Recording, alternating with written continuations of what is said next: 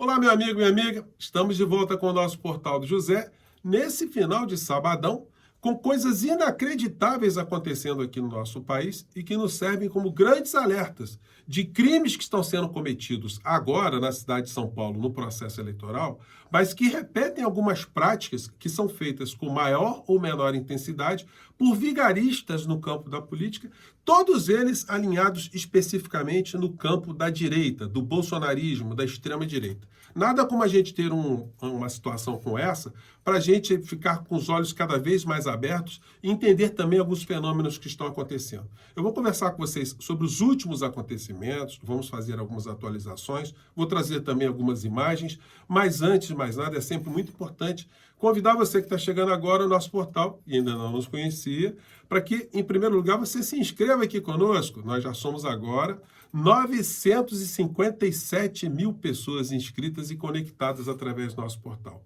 Participe também das nossas atividades, nosso chat, mande seu joinha, compartilhe os nossos vídeos, faça seu comentário e, se puder, venha também para o nosso clube de membros. Você que é muito bem-vindo e muito bem-vindo.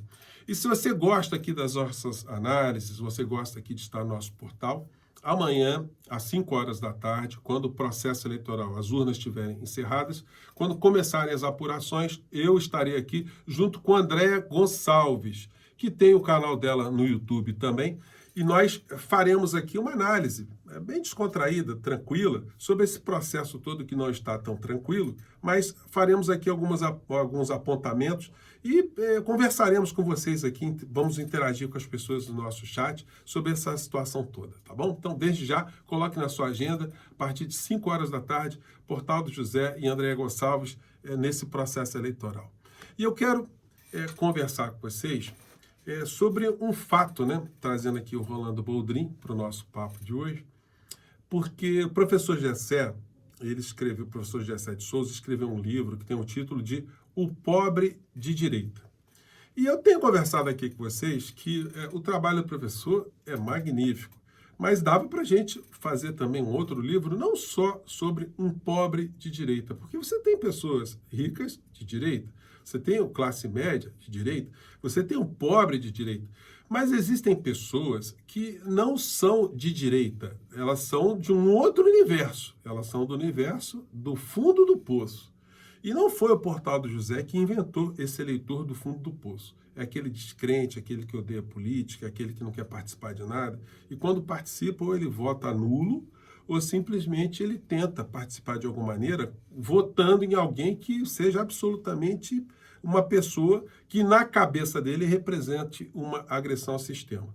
Sobre esse personagem, o poeta dramaturgo Bertolt Brecht, em 1956, escreveu o texto muito curto chamado O Analfabeto Político. E ele é exatamente essa figura que eu digo para vocês que é a figura do fundo do poço, né?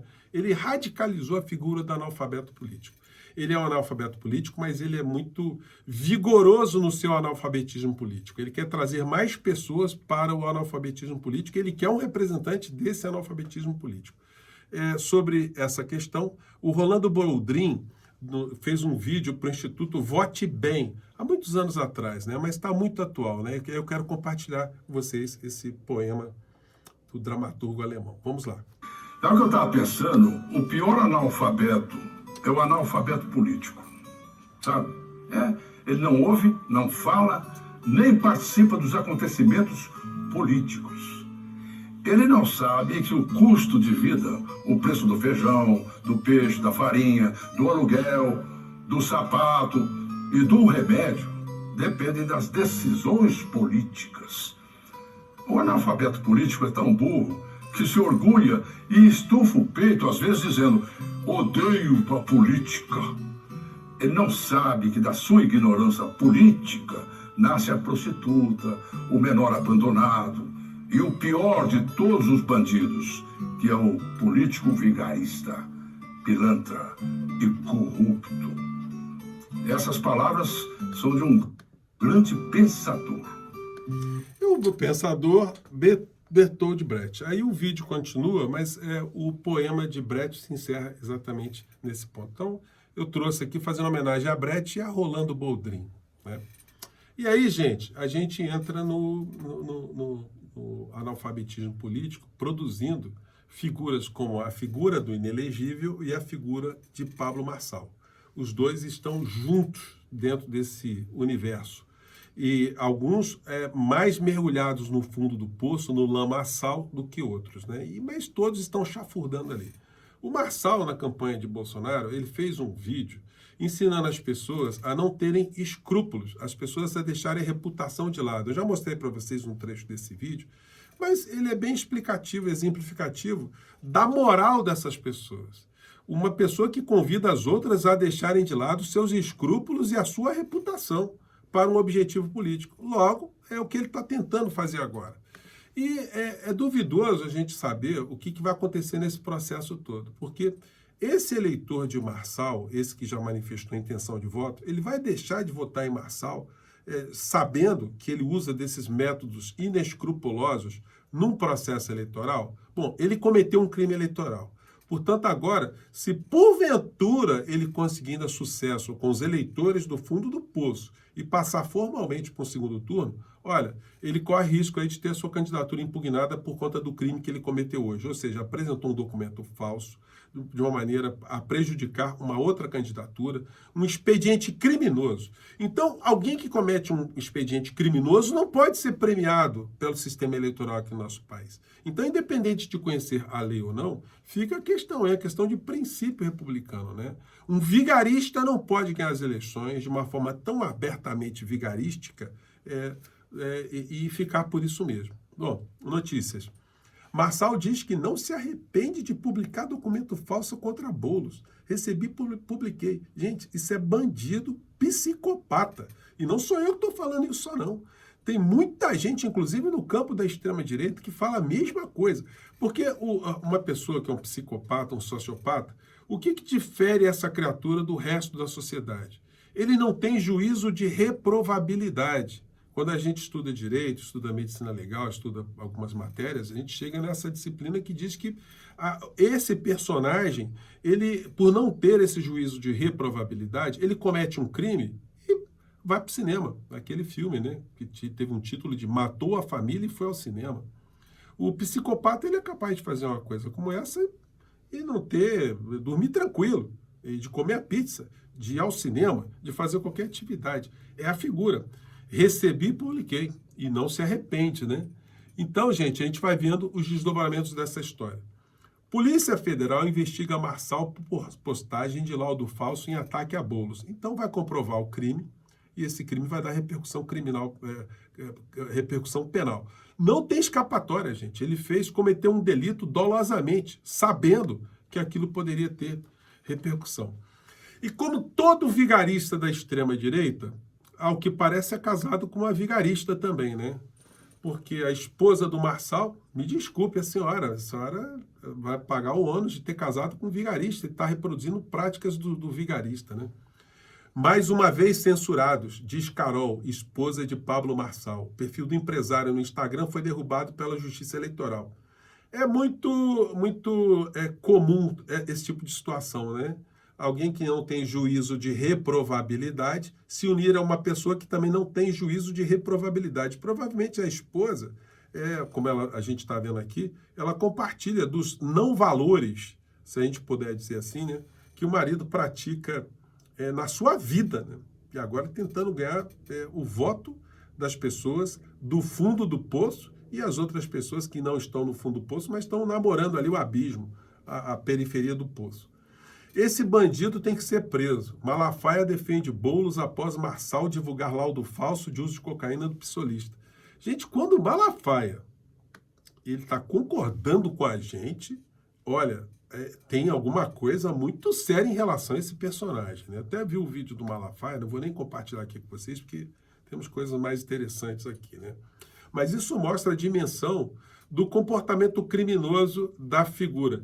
Mas olha só, gente, o Bolsonaro, ao longo da vida dele, ele também não tem muito o que se orgulhar não, viu, senhor Malafaia? O senhor não pode ignorar que o Bolsonaro ficou rico na política sem ter condições de ter ficado rico de uma forma honesta. Os filhos do Bolsonaro fizeram também uma série de situações que são inconfessáveis, comprar apartamento com dinheiro vivo não é a coisa comum, o senhor sabe disso, de tomar dinheiro de servidores no gabinete, de ter agido durante a pandemia como agiu criminosamente, de ter feito uma série de situações aqui no nosso país que são absolutamente antirrepublicanas, enfim. O senhor está atacando o Marçal, mas ele é uma costela, né, dessa coisa que a gente chama da extrema-direita bolsonarista. E aí, olhem só o que está acontecendo. Se o Brasil fosse sério, Pablo Marçal seria preso, afirma Tarcísio. Quando uma pessoa do clã Bolsonaro, do universo Bolsonaro, diz que alguém do campo da direita tem que ser preso, olha, se o Brasil fosse sério... Aliás, se o Brasil fosse sério, se nós tivéssemos uma Procuradoria-Geral da República, que fosse uma Procuradoria-Geral da República Brasileira, o Bolsonaro já estaria preso há muito tempo e o senhor Tarcísio, o senhor não seria governador, porque o senhor fez parte desse engodo, desse engano todo, né? Mas é uma situação que nos provoca esse tipo de reflexão, né? Como é que está tendo a cisânia tão forte na extrema-direita e que o senhor Pablo Marçal não vai ter muito onde se agarrar no final dessa história, não. Coluna do Reinaldo Azevedo hoje à tarde. Faça de Marçal contra Boulos e questão à imprensa. Até quando vamos errar? Ele está chamando a atenção o seguinte, que um personagem desse que formalmente não teria que estar nos debates, porque ele ele está num partido que não tem representação no Congresso Nacional, por que os veículos de comunicação flexibilizaram o entendimento, a imposição legal, para colocar um vigarista no meio desse processo eleitoral? Então, a imprensa tem que fazer meia-culpa em relação a isso. Filha de médico diz que laudo usado por Marçal contra Boulos é falso e mostra tatuagem com a assinatura do pai. Gente, é um crime atrás do outro, né? Dessa falsidade aí. Aqui está a matéria com as assinaturas. E ela veio para as redes sociais também mostrar a foto do pai e fez um pronunciamento há pouco também na internet. Muito chateada com essa história, né? Vamos pegar um trecho aqui.